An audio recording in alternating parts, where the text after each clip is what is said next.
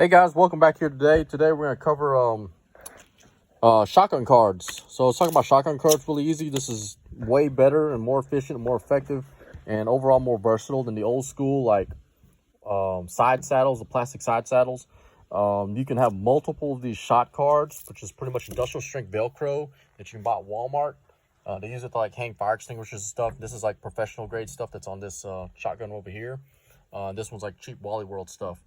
But I've used this stuff for years and it holds on fine. The key thing is you have to really clean that surface there, and I'll do a how-to video later, but you got to really clean the surface. I do a double clean. I'll wipe it down with like rubbing alcohol, 91%, and just rub all the dust, dirt, rust, all that nasty stuff, oils off of it, let it dry, and I do it again and let it dry. And then you peel off the Velcro and you slap it on here, and then you got to let it cure for at least a day or two. And the way I cure it is I essentially drop a kettlebell on it and rubber band it down. Not the kettlebell, but rubber band this down and then put a kettlebell on top that's like 60 pounds and just keep pressure on it. And then just leave it in room temperature for a day. So that has your furry side Velcro down and installed. And another tip, don't cover the serial numbers like I did. And then you can have different Velcro cards attached here. So the Velcro card is simply attaches onto the side of the shotgun, hence it's called a side saddle. And then when it's empty, you're done shooting, you peel this sucker off, and then you slap on a new one, boom, and you've got 6 or 8 or 10 more rounds or whatever it is ready to go. So very easy. These cards right here, because they're Velcro back, you can put them on like your plate carrier and have them stick on there. You can put them in a pouch and just pull them out. And then again, you'll just rip off this one and slap on a new one, and it's ready to go. You can have different loads. So like this one right here, maybe you have like, this one's birdshot because I ran out of buckshot.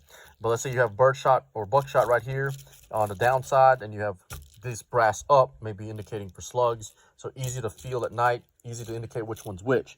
I usually like to just do slugs of one load or buckshot one load with all the brass facing up. So I know it's all universal. I think too much variety can be a pain in the butt.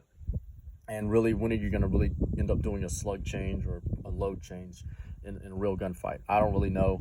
I don't even know if that's really happened before.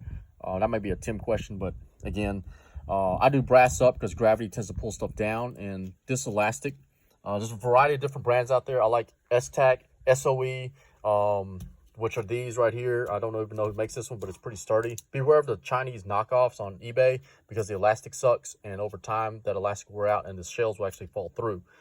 This one right here is I've had for several years, and it's still pretty stiff and works really well. So I keep it like it is. I keep the brass up because it's slightly wider and it has less tendency to sag down and push all the way through, especially when it gets to the rim. And when you shoot it under heavy recoil, it will also tend not to fall all the way through versus brass down. Now, loading and operating, I'll probably do that in the next video on how to use a shell card, as well when I'm test firing one of these shotguns, and we'll kind of go from there. All right, so that's shot card stuff 101. Check it out, do it, and outfit your shotgun.